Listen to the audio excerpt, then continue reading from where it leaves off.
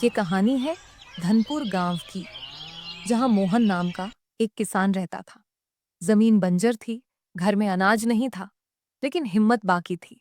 इसमें नमी नहीं है। जान ही नहीं रही अब इस मिट्टी में। शायद ये खेत अब मुझसे नाराज है। पास ही छोटू एक टूटी हुई बाल्टी लिए खड़ा है, जिसमें थोड़ा पानी है। छोटू डरते हुए, बाबा, पीने का पानी भी बस इतना ही बचा है। तेरे लिए काफी है बेटा। मैं प्यास थोड़ी हूँ, मैं तो बस जिद हूँ। मोहन की पत्नी शांता रसोई में रोटियां बना रही थी। अजी सुनते हो, अब चावल भी खत्म हो गया है 3 दिन से। दाल देखी नहीं। आप जमीन से बात कर रहा है, लेकिन घर की हालत देखी है। मैं समझता हूँ शांता, लेकिन ये जमीन यूं ही नहीं छोड़ी जाएगी। मैं हार मान गया तो छोटू क्या सीखेगा। छोटू को पढ़ाना था ना, तो मजदूरी कर लेते। खेत की लाश को सींचते मत रहते। शांता के आंसू बहते हैं, लेकिन मोहन चुप है और उसकी आंखें अब जल रही हैं। भीतर कुछ उठ रहा है। रात है, चांदनी फैली है। मोहन अकेले खेत में बैठा है। वह मिट्टी में हल्का गड्ढा खोदता है और उसमें पानी डालता है। बाबा, इस मिट्टी से कुछ नहीं होगा। मास्टर जी ने कहा ये जमीन मर चुकी है। मर चुकी है? नहीं बेटा, ये तो बस सो रही है। और जैसे मैं हार नहीं मानता, मैं अपनी मिट्टी को भी हार मानने नहीं दूंगा।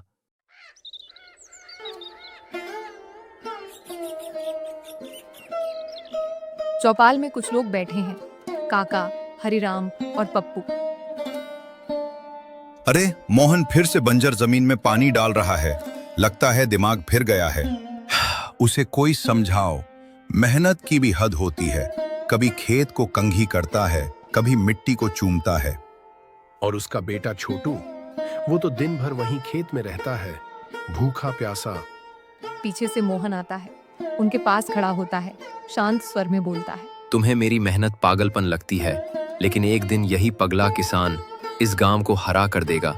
मोहन की कहानी अब शुरू हो चुकी थी, पर उसके सामने जो पड़ा था वो सिर्फ बंजर जमीन नहीं थी। वो था समाज का ताना, गरीबी की दीवार और हताशा का तूफान। क्या मोहन इन सब से पार पाएगा?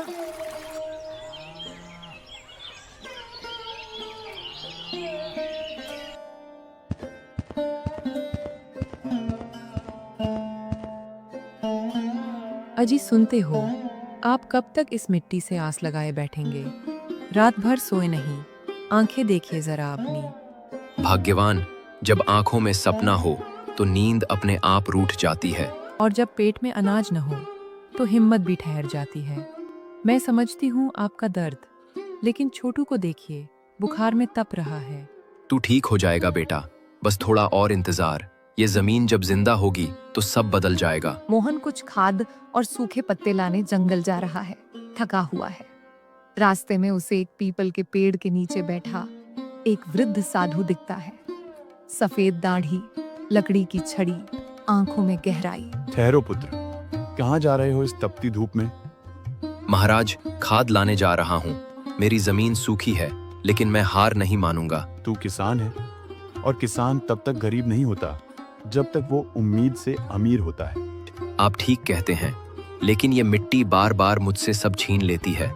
पत्नी चिंता में है, बेटा बीमार है, और गांव वाले मेरा मजाक उड़ा रहे हैं। तो मैं क्या करूं महाराज?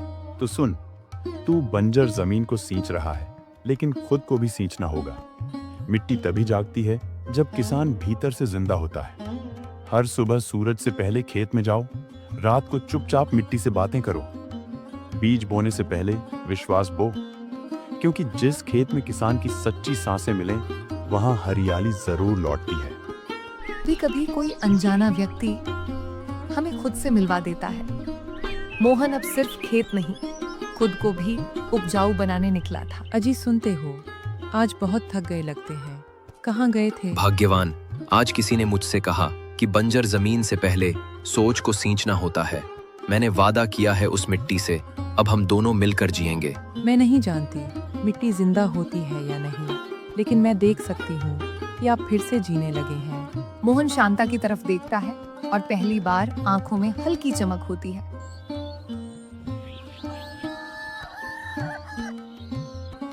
मोहन अकेले खेत में बैठा है, मिट्टी पर हाथ रखे हुए। धीमी हवा चल रही है। वह आंखें बंद करता है और बोलता है, मैं जानता हूं तू थक गई है, तूने बहुत दर्द झेला है, लेकिन जैसे मैंने खुद को फिर से उठाया है, वैसे ही तुझे भी उठना होगा। हम फिर से हरे होंगे, हम फिर से जिएंगे।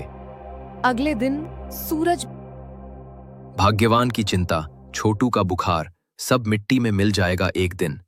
बस ये खेत बोल उठे। सूरज भी खेत पर देर से पहुंचा, क्योंकि मोहन पहले ही वहां पहुंच चुका था। अब उसके हाथों में थकान नहीं, भरोसा था।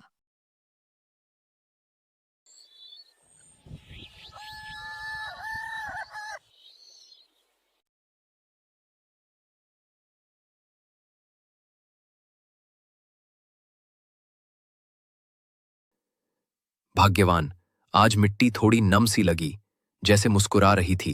वो मुस्कान खेत की थी, आपकी अपनी। आज बहुत थके लगते हो।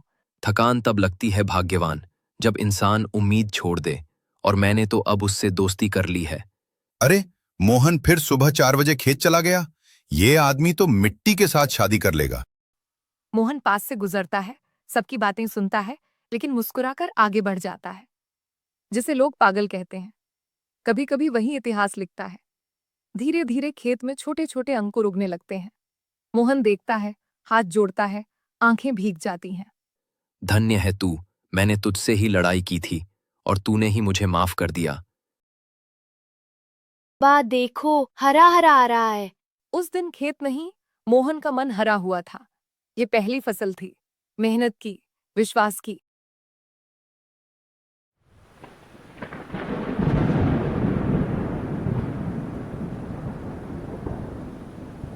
उठिए ना, बुखार बहुत है। डॉक्टर बुलाऊं क्या? भाग्यवान, बस खेत की खबर बता दो। पौधे खड़े हैं क्या? हाँ, अभी खड़े हैं, लेकिन पानी नहीं गिरा 2 दिन से। सब सूखने को है। गांव का सेठ मोहन के दरवाजे आता है। मोहन, वादा था कि फसल से उधारी चुकाओगे। अब फसल भी नहीं और पैसा भी नहीं। मैं तुम्हारी जमीन जब्त कर लूंगा, समझे? जमीन मेरी सांस है सेठ जी, उसे छीनोगे तो मैं मर जाऊंगा। कभी कभी खेत की मिट्टी से ज्यादा भारी हो जाती है कर्ज की गर्द। मोहन की हड्डियां कांप रही थीं, लेकिन इरादा नहीं। मोहन बीमार होते हुए भी खेत गा। मैं नहीं जानता तू क्या करेगी, लेकिन आज मैं अपने अंतिम दाने भी तुझ पर वार दूंगा। तू चुप मत रहना मिट्टी। कभी कभी आखिरी सांस से पहले जिंदगी सबसे बड़ा उपहार देती है, और वो होती है उम्मीद की पूरी फसल। बाबा देखो देखो, फसल फसल आ गई।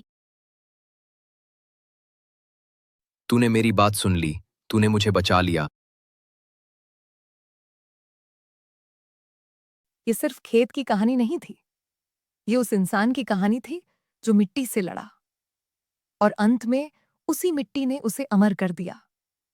कहानी का नाम है गरीब किसान और उसकी बंजर जमीन, जहां मिट्टी ने भी जवाब दिया और किसान ने भी इतिहास लिखा।